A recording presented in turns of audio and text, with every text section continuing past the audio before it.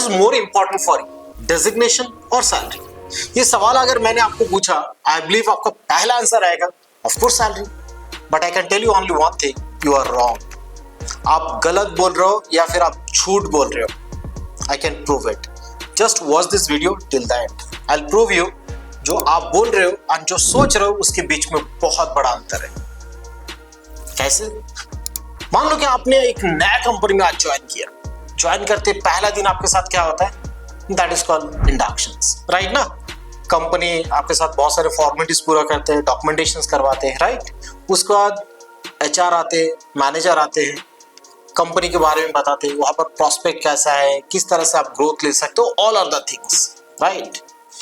तो इंडक्शंस के दौरान आपको बताया जाता है कि आप अगर इस कंपनी में ज्वाइन कर रहे हो एज लाइक एसोसिएट, अगर आपने ज्वाइन किया, मान लो कि आप बीपीओ में ज्वाइन कर रहे हो as a customer care executive, आपको बताया जाता है कि 12 महीना मिनिमम क्राइटेरिया, उसके अंदर अगर आपका फर्स्ट 8 मंथ्स या फिर टोटल 8 मंथ्स का आपका जो परफॉर्मेंस है वो अगर ए एंड बी के बीच में अगर रहेगा, then you will be eligible for the next IGP, right ना? आपको सिखाया जाता है, बताया जाता है। एंड उसके बाद आप और 18 महीने दोगे, उसके बाद आप नेक्स्ट आईजीपी मतलब टीम लीडर, असिस्टेंट मैनेजर के लिए आप तैयारी कर सकते हो। आप फ्लोर पे जाते हो, जाने के बाद आप देखते हो वहां पर कि आपका एसएमई काम कर रहा है, आपके टीम लीडर काम कर रहा है एंड बहुत अच्छा खासा उनके पास ऑथोरिटी है, राइट्स है, वो आपको कमांड कर रहे हैं, ऑर्डर दे रहे हैं, इंस्ट्रक्शंस दे रहे हैं एंड आप फॉलो कर रहे हो ब्लाइंडली एंड उससे आप इन्फ्लुएंस्ड हो जाते हो कि नहीं, मैं एक एसोसिएट हूँ, मैं लाइफ टाइम थोड़ी ना कॉल लेने वाला हूँ। बीपीओ में ज्वाइन किया कॉल लेने के लिए थोड़ी ना, मुझे तो प्रमोशन चाहिए, राइट? तो मैं क्या करूंगा, मैं सोचूंगा यार मुझे एसएमई बनना है। एसएमई बनने के लिए पहला क्राइटेरिया क्या है? 12 महीने के अंदर मुझे 8 बार ए प्लस बी के बीच में मेरा रेटिंग होना चाहिए, उससे नीचे मेरा परफॉर्मेंस नहीं जाना चाहिए। So I work very hard, right? आप भी वैसे ही काम करोगे एंड बीच बीच में आपके मैनेजर आपको इन्फ्लुएंस करता है कि तू भी टीम लीडर बन सकता है, तू भी मैनेजर बन सकता है, तू भी ग्रोथ मिल सकता, तुझे भी ग्रोथ मिल सकता है। एंड धीरे धीरे हम लोग डेजिग्नेशन ओरिएंटेड होना शुरू कर देते हैं, हमें भी ग्रोथ चाहिए। Now let's take an example. फिलहाल आप एक डोमेस्टिक बीपीओ में ज्वाइन किया, जहां पर एक डोमेस्टिक बीपीओ का आज का सैलरी होता है करीबन 15,000 के अराउंड से आपकी करियर की शुरुआत है।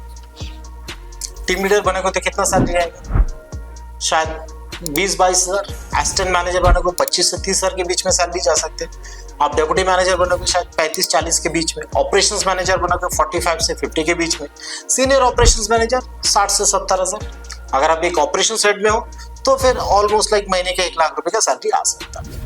लेकिन कभी आपने नोटिस करके देखा, ये जो ग्रोथ होता है वो पिरामिड शेप में होता है। पिरामिड शेप मतलब सबसे बॉटम लाइन में होता है मैक्सिमम नंबर ऑफ एम्प्लॉय, उसके बाद धीरे धीरे कम होना शुरू होता है। एसएमई का काउंट थोड़ा सा कम होगा, टीम लीडर का काउंट और थोड़ा सा कम होगा, असिस्टेंट मैनेजर का काउंट और थोड़ा सा कम होगा, उसके बाद डेप्यूटी मैनेजर, उसके बाद ऑपरेशंस मैनेजर, उसके बाद senior manager and centre head.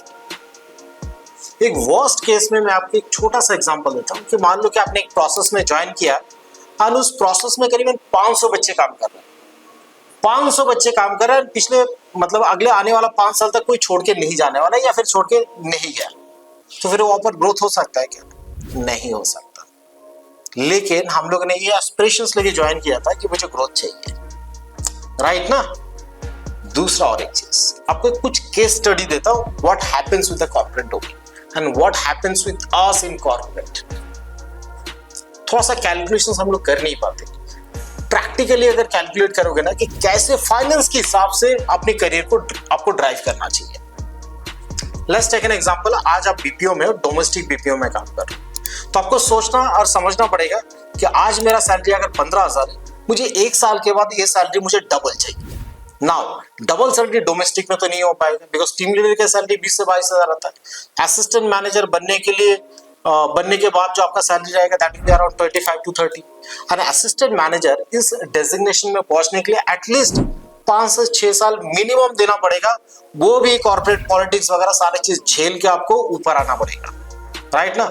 मतलब 5 से 6 साल आपको असिस्टेंट मैनेजर बनने के लिए टाइम देना पड़ेगा। तो इसके लिए आप क्या कर सकते हो? इसके लिए आप सोच सकते हो कि मुझे डोमेस्टिक में नहीं, अभी मुझे इंटरनेशनल में जाना है। डोमेस्टिक का सैलरी 15,000 है, इट्स वेल एंड गुड। मैं मेरे स्किल्स के ऊपर थोड़ा सा काम करता हूँ, स्किल को डेवलप करता हूँ एंड देन आफ्टर दैट मैं क्या करूंगा? मैं इंटरनेशनल में जाने की तैयारी करूंगा। इंटरनेशनल का जो ब्रैकेट सैलरी ब्रैकेट स्टार्ट होता है दैट इज अराउंड 30-35 अराउंड में चलता है, जो एसोसिएट प्रोफाइल में भी ये सैलरी मिल जाता है। तो अगर आप डोमेस्टिक से इंटरनेशनल लेवल पे जाओगे उसके लिए जरूरत रहेगा कम्युनिकेशन स्किल्स, मतलब excellent level of communication skills, वो आप डेवलप कर सकते हो। अब आप अगर इंटरनेशनल में जाते हो तो आपका सैलरी स्केल इमीडिएटली चेंज होता है बाय 100% ऑलमोस्ट। सो मतलब 15 की सैलरी से आप 30 में पहुंच चुके। एक साल के बाद आपको अप्रेजल मिलेगा वहां पर। बाय द टाइम आपके पास लर्निंग डेवलप होता जाता है, आप भी अपनी स्किल को पॉलिश करते हो, राइट ना। तो आपने स्किल को डेवलप किया, आपका सैलरी ऑलमोस्ट लाइक 5-6% के हिसाब से जो भी ग्रोथ मिला अराउंड 33 से लेके 35,000 के बीच में आपका सैलरी स्केल पहुंच ही जाएगा, आई बिलीव सो। नाउ उसके बाद एक बार एक कंपनी स्विच कर सकते हो, बाय द टाइम आप 30-40% का सैलरी ग्रोथ आप ले सकते हो एंड आपको मिल भी सकता है। तो यहाँ पर मैक्सिमम सैलरी एज एसोसिएट आपका जा सकता है अराउंड 45 से लेके 48 के बीच में। आपका सैलरी पहुंच गया 30 साल में 45 से लेके 48 के बीच में।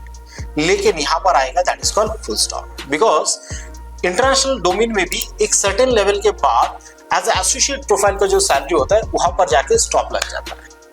उस टाइम पे आपको मार्केट रिसर्च करना पड़ेगा कि कौन सा ऐसे स्किल सेट है, कौन सा ऐसा डोमेन है जहां पर मैं अपनी स्किल्स को पॉलिश कर सकता हूं, जिसमें मार्केट का डिमांड भी हो और सैलरी भी अच्छा मिले। इसके लिए आप कोई भी स्किल सेट को सीख के आप अपने करियर को नेक्स्ट लेवल पे लेके जा सकते हो। लेकिन अगर आप सिर्फ डेजिग्नेशन ओरिएंटेड काम करोगे तो फिर ये जो डोमेस्टिक बीपीओ है जहां पर आपने करियर की अपने शुरुआत किया था 15,000 से, वहां से 45 की इस जर्नी को पहुंचते पहुंचते एटलीस्ट 10 से 12 साल का टाइम लगेगा, जहां पर आप वही चीज प्रॉपर प्लानिंग एंड एग्जीक्यूशन अगर करके जाओगे 15 से लेके 45 ये जो जर्नी है जस्ट 3 इयर्स में क्लोज कर सकते हैं।